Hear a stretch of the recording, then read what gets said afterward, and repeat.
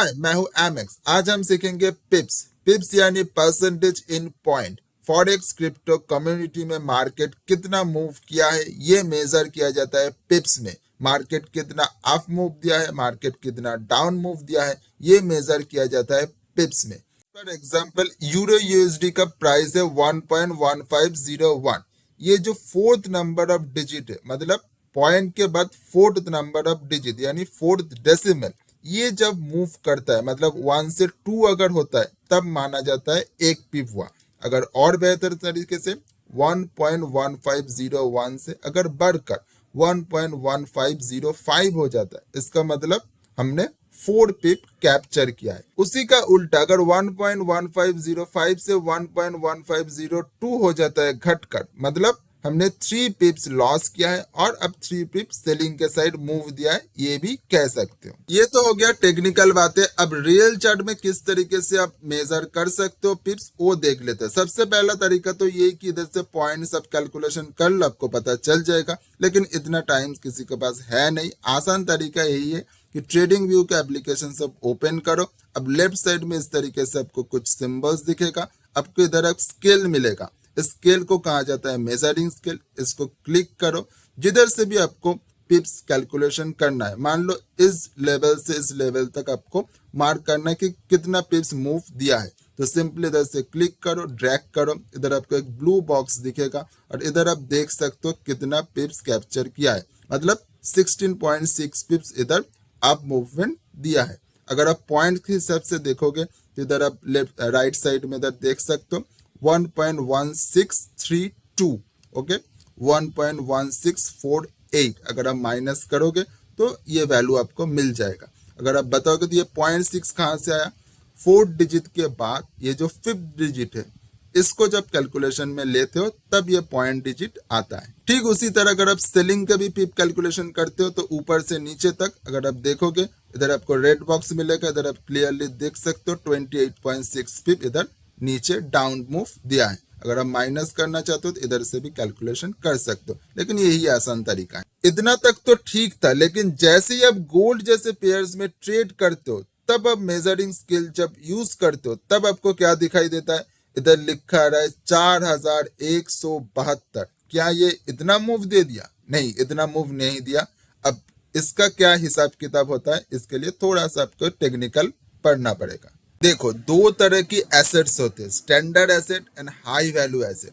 Standard asset यानी जो भी 1000 पॉइंट के नीचे वाला एसेट है उसे कहा जाता है स्टैंडर्ड एसेट। इनमें से euro USD, USD JPY, GBP USD इस तरीके से पेयर्स पढ़ते हैं। और हाई वैल्यू एसेट जो भी 1000 के ऊपर वाला पॉइंट्स, इनमें से गोल्ड, बीटीसी ये सब पड़ता है। अगर आप एग्जांपल से समझना चाहते हो तो इधर आप देख सकते हो, देखो यूडीएसडी कप का पॉइंट है, क्या दिख रहा है 1.164, जीबीपी 1.33। उसी तरह अगर आप यूएसडी जेपीवाई देखोगे तो 158। उसी तरह जीबीपी जेपीवाई का अगर आप देखोगे तो 211 पॉइंट्स। लेकिन उसी का उल्टा अगर आप गोल्ड का चार्ट खोलोगे तो इधर देखोगे 4550। अगर आप बिटकॉइन का चार्ट खोलोगे तो देखोगे इधर 78,000, मतलब 1000 से ऊपर। और इथेरियम का चार्ट खोलोगे तो 2000, इस तरीके से। तो अगर इस तरीके से पॉइंट्स का डिविएशन होता है तब कैलकुलेशन किस तरीके से किया जाता है। देखो, जो भी स्टैंडर्ड एसेट होते हैं उनमें से अगर आपको पॉइंट्स दिख रहा है 0.0725, इसका मतलब ये है 72.5 पिप्स आपने कैप्चर किया। इसको 1000 से गुना करके लिखा जाता है। अगर अब हाई वैल्यू एसेट की तरफ जाओगे, अगर आपको दिख रहा है 850 पॉइंट्स का मूवमेंट हुआ है, इसका मतलब है 85 पिप्स आप कैप्चर किए हो। अगर आपको दिख रहा है कि 1342 पॉइंट्स का मूवमेंट हुआ है, इसका मतलब आप 134 पिप्स कैप्चर किए हो। अगर आप इस टेबल को थोड़ा सा गौर से देखोगे तब थोड़ा सा बेहतर समझ में आएगा। आपको मैं रियल चार्ट में जाकर समझाता हूँ। देखो, ये यूरो यूएसडी का चार्ट है, ओके। मैं मेजरिंग स्केल लेकर इधर से इधर तक ड्रैग करता हूँ। इधर अब सिंपली जैसे बोला था कि इधर 19.5 पिप आप इधर मूवमेंट दिया है, ठीक है। आपको क्या दिख रहा है 0.00195, ओके। इसी को 1000 से गुना किया तो ये वैल्यू निकल कर आए। ये सिंपल था, इसमें कोई भी ऐसा कुछ नहीं था।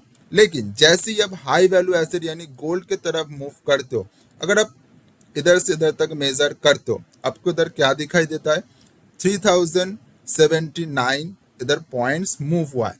इसका मतलब क्या है, आपका लास्ट वाला 4th नंबर डिजिट आपको रिमूव करना है। इसका मतलब क्या है, सिंपल सा 300 पिप के इधर मूवमेंट हुआ है, ठीक है।